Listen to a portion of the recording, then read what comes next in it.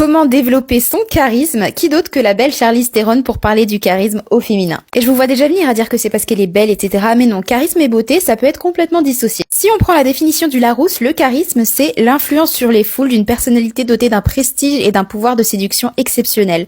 Et si on prend cette définition en compte, c'est totalement elle. Et quand on l'observe, il y a 4 paramètres que l'on remarque et qui font d'elle une femme charismatique. Premier paramètre, la maîtrise de ses émotions. Charlize Theron, c'est pas quelqu'un qui sourit énormément.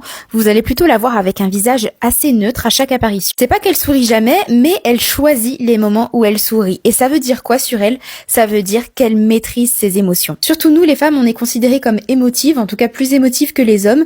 Donc quand on montre qu'on sait maîtriser nos émotions, ça nous donne une forme de charisme. Autre point sur le fait de cultiver un visage qui soit plutôt neutre, c'est le fait de conserver une forme de mystère. Et être une femme qui arrive à conserver un côté mystérieux, c'est la garantie de pouvoir séduire n'importe qui. Deuxième paramètre, c'est l'art de faire comprendre beaucoup sans dire un mot. Et ça, forcément, ça passe par le regard. Toute la subtilité du charisme, c'est de faire passer ses émotions non pas à travers son visage, mais à travers ses yeux. Et si tu te demandes comment faire ça, il suffit simplement de se dire qu'on ne montre pas ses émotions à travers son visage, et les émotions ressortent forcément d'une manière ou d'une autre, donc c'est à travers tes yeux que les gens vont comprendre ce que tu penses. Troisième paramètre, ça va être d'associer son image à quelque chose de puissant. Alors on peut pas tout être l'égérie de Dior, j'entends tout à fait. Si on prend un homme par exemple, il va nous apparaître beaucoup plus charismatique s'il est habillé en costard-cravate que s'il est habillé en jogging Lacoste. On est d'accord. Pourquoi? Parce que le costard-cravate, ça représente l'homme d'affaires, l'homme puissant, l'homme qui gagne de l'argent et plus globalement l'homme charismatique. Chez la femme, il y a 3 éléments que tu peux prendre en compte pour apparaître comme une femme étant charismatique. Premier élément, ce sont les talons. Les talons, ça symbolise l'inconfort, la féminité, l'exception, parce que aujourd'hui, il y a peu de femmes qui portent des talons au quotidien, et donc en porter, ça te montre comme étant une femme qui fait attention à son image. Deuxième symbole féminin très puissant, le sac à main. Le sac à main, ça symbolise la femme active, la femme qui a une vie. Et je trouve que cette image l'illustre plutôt bien, puisqu'elle est habillée de manière plutôt banale, en noir, avec un pull assez banal,